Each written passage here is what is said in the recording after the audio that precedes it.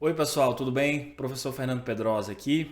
Estou gravando esse vídeo para o nosso canal dos Canetas Pretas com algumas observações pessoais, tá? Isso aqui não tem nada a ver com Estratégia Concursos, onde eu dou aula, mas é uma visão pessoal e eu sei que alguns colegas de Canetas Pretas também concordam com ela.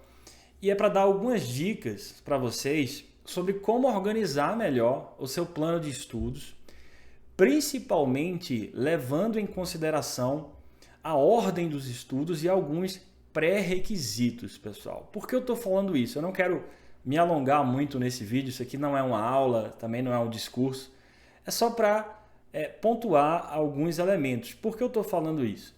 Tem se tornado comum nos fóruns de dúvidas das nossas aulas, alguns alunos que vão assistir determinadas aulas, geralmente de tópicos mais avançados ou tópicos mais recentes, e aí eles ficam um pouco perdidos sobre alguns conceitos básicos que são pré-requisitos para essas aulas.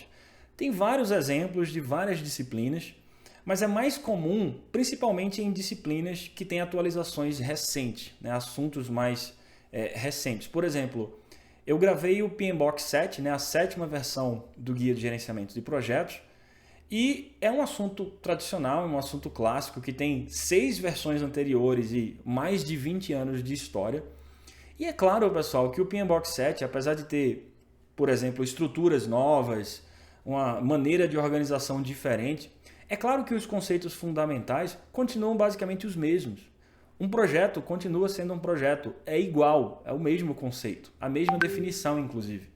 Um programa continua sendo um programa, um portfólio também, as estruturas de gerenciamento, sabe aquela coisa matricial, funcional, projetizada, é a mesma coisa.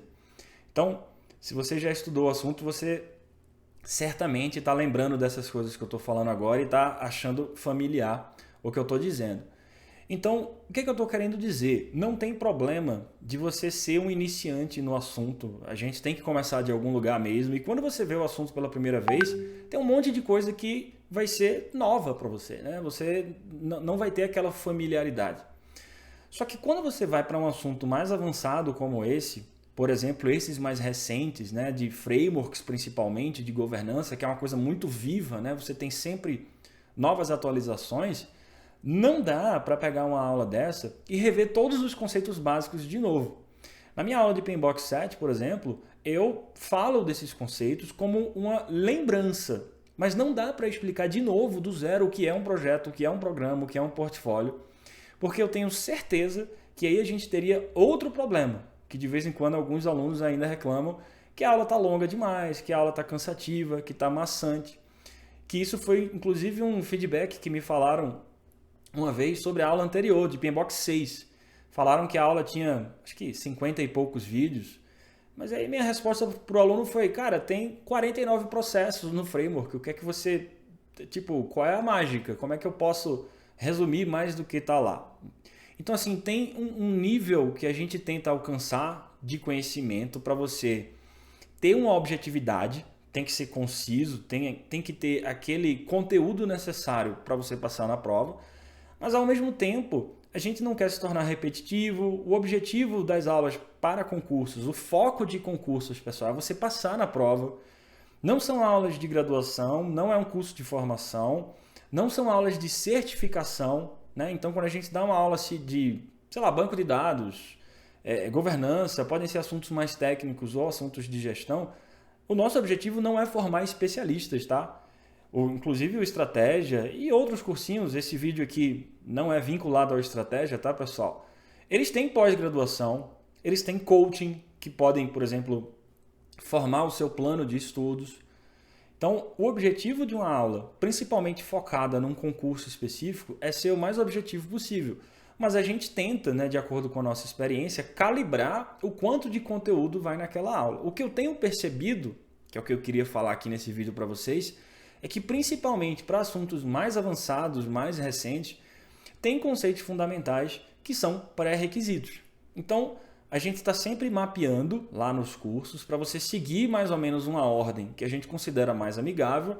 E se você tiver dúvida, pode perguntar para a gente, do tipo, sei lá, para eu estudar isso aqui, eu preciso saber de alguma coisa antes. a gente vai ter o maior prazer em responder. Eu só estou querendo deixar claro que muitas vezes a resposta vai ser sim, para estudar isso daí você tem que saber algumas coisas antes. Eu estou usando o exemplo de PMBOK 7 porque é o mais recente, é um assunto que faz parte das minhas disciplinas, mas eu poderia estar dando N outros exemplos. Sei lá, para você estudar normalização em banco de dados, pô, é óbvio que você tem que saber modelagem relacional primeiro. Tem que saber uma chave primária, o que é uma chave estrangeira, o que são relações. É óbvio. O que talvez não seja tão óbvio para esses frameworks de governança, principalmente, mais recentes, que eles têm muita informação lá dentro e que eles também têm relações com outros assuntos que são precedentes. Principalmente esses novos frameworks, como a última versão da ITIL, que é a ITIL 4, a última versão do COBIT, que é o COBIT 2019, e a última versão do PMBOK, que é o PMBOK 7, eles são considerados muitas vezes o que a gente chama de Umbrella Framework, frameworks guarda-chuva, que debaixo dele você tem um conjunto de boas práticas que pegam de outras fontes. Então, por exemplo, voltando para a história do PMBOK, para quem já viu a aula, você sabe que ele aceita diversas abordagens de entrega, Ele chama de Delivery Approach, que pode ser uma abordagem sistemática e sequencial, basicamente aquela bem tradicional, bem cascata, ou pode ser uma abordagem ágil, que ele chama de abordagem adaptativa. Então você não tem mais a obrigação de seguir apenas os artefatos tradicionais, no PMBOK 7, por exemplo. O que é que eu quero dizer? Vou dar um exemplo bem claro. Você não é obrigado, no PMBOK 7, a estruturar, fazer o escopo do seu projeto numa EAP, por exemplo. Você não tem a menor obrigação disso. Se você quiser, no seu projeto, de acordo com o PMBOK 7, colocar o escopo do seu projeto num backlog de produto, igualzinho como a gente aprende lá nos métodos ágeis, você pode também. Mas isso não significa que na aula de PMBOK 7 eu vou explicar método ágil. Não tem como, é inviável. Eu não posso abrir um parêntese no meio da explicação de uma explicação de método ágil que eu vou demorar, 2 horas explicando o que são métodos ágeis, o que é um backlog de um produto, o que é uma iteração, o que é iterativa incremental. Simplesmente não dá. Quer dizer, até daria, mas eu tenho certeza que se eu fizer isso, vocês vão achar a aula longa, cansativa e maçante, e esse não é o nosso objetivo. Então, é de sua responsabilidade, com a nossa ajuda, não estamos nos furtando disso, a gente pode ajudar, mas fazer esse plano de estudos. Você tem que saber que quando você vai estudar certa coisa, se você está sentindo algumas lacunas, você para e pergunta no grupo, pergunta pra gente. Pô, peraí, o professor falou tal coisa aqui, mas eu nunca vi isso. Tem alguma aula que eu preciso assistir antes? Mas claro, pessoal, pergunta educadamente, porque às vezes no fórum a pergunta vem meio truncada, meio atravessada. Fica até difícil às vezes da gente responder. Só pergunta educadamente. Professor, estou em dúvida em tal coisa. Tem algum material que eu possa estudar isso aqui antes? A gente vai ter o maior prazer em te ajudar, certo? E aí, com isso, eu acho que fica bom para todo mundo. A gente consegue manter a objetividade, aulas concisas, direto ao ponto, que esse é o foco de concurso, pessoal. Você tem 1 milhão de coisas para estudar. Não dá para você ficar perdendo tempo. Então, a gente não pode fazer aulas grandes demais, mas alguns conceitos também não dá para pular. Não dá. Não dá para você cortar alguns caminhos, porque você vai ficar cheio de buracos, cheio de lacunas. Então, segue a voz da experiência, Isso não estou falando que são apenas nós, podem ser outros colegas no grupo. Pergunta que a comunidade vai te ajudar. E nós também podemos te ajudar. Mas pergunta educadamente, pergunta tranquilamente, que você vai ter esse feedback que você precisa, beleza? Então é isso, só queria gravar esse vídeo.